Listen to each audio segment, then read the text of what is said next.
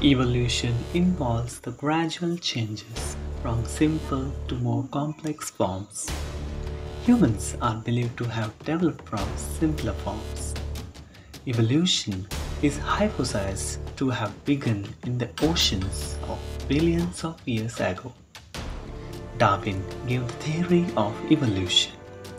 He has stated that evolution has come through a series of natural selection, variation, natural selection, struggle to exist, and survival of the fittest. These four key points were emphasized in his theory. Also, evolution is the outcome of the interaction amongst mutation, genetic recombination, chromosomal abnormalities, reproductive isolation, and natural selection. The first stage of human evolution started from Dryopithecus. These are typically the ancestor of both man and apes. They lived in China, Africa, Europe, and India. The genus Dryopithecus refers to the oak-wood apes. When Dryopithecus was alive, the tropical lowlands which it inhabited were densely forested. So, the members could have predominantly been herbivorous. After Dryopithecus, the stage Ramapithecus started. Their first remains were discovered from the Shivan range in Punjab.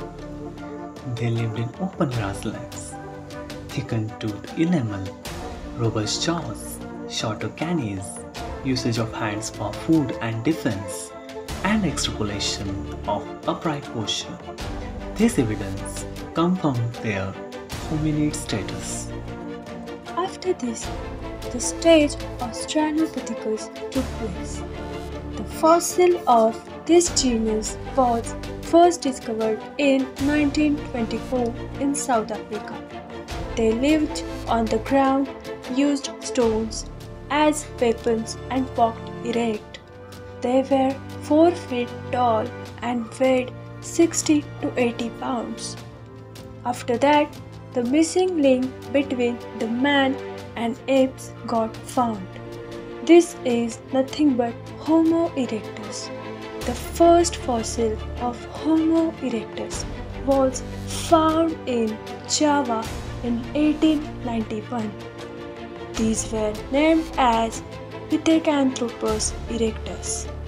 This specimen had large cranial capacity and is believed to have lived in communities. Homo erectus used tools made up of bones, wood, and parts.